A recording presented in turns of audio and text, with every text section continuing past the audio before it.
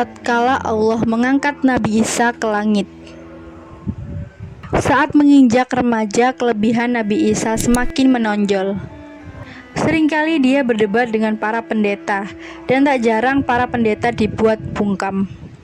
Pada usia 30 tahun, malaikat Jibril mendatanginya di Bukit Zaitun. Allah Subhanahu wa Ta'ala memberikan wahyu kepada Nabi Isa melalui malaikat Jibril, dan diangkat menjadi nabi serta menerima kitab Injil. Isi dari kitab tersebut untuk membenarkan dan melengkapi kitab sebelumnya, yaitu kitab Taurat yang diturunkan kepada Nabi Musa. Nabi Isa menerima tugas yang berat untuk mengemban amanah kenabian. Mengemban tugas kenabian tidaklah mudah dan menemui banyak tantangan. Pada saat itu kaum Bani Israel banyak melakukan penyimpangan.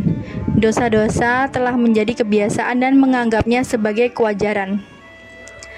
Lebih parahnya, para pendeta tidak bisa diandalkan karena mereka cenderung membiarkan kemaksiatan. Mereka tak segan-segan mengubah ketentuan, halal menjadi haram dan haram menjadi halal. Beliau pun memulai dakwahnya dengan menyampaikan ajaran agama kepada kaum Bani Israel. Pada saat itu, para pendeta masih memegang teguh kitab Taurat. Para pendeta tersebut menyuruh kaum Bani Israel untuk menentang Nabi Isa.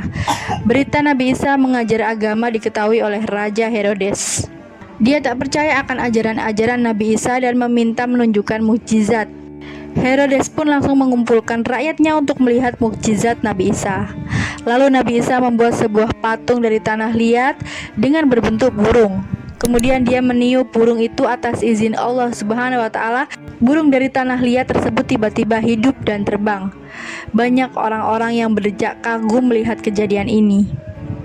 Tidak hanya itu saja, pada suatu hari Nabi Isa didatangi oleh dua orang yang memiliki penyakit, yaitu tunanetra dan kusta. Berkat izin Allah, orang buta sejak lahir kembali dapat melihat kembali.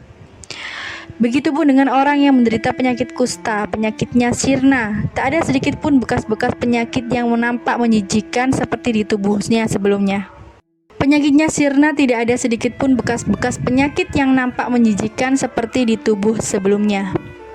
Para kaum Bani Israel yang masih kafir bersekongkol dengan para pendeta untuk mengucilkan Nabi Isa.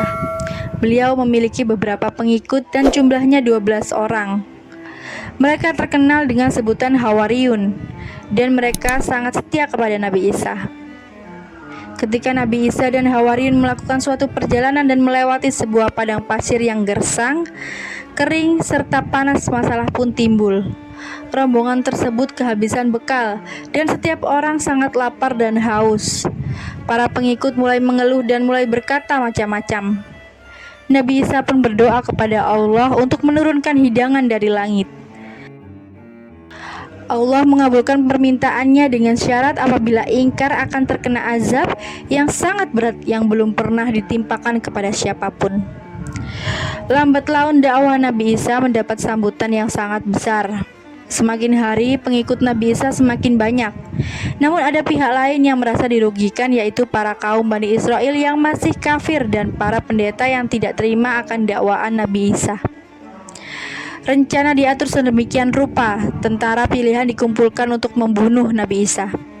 Rencana pembunuhan tersebut diketahui oleh salah satu pengikut Nabi Isa dan segera dilaporkan ke beliau.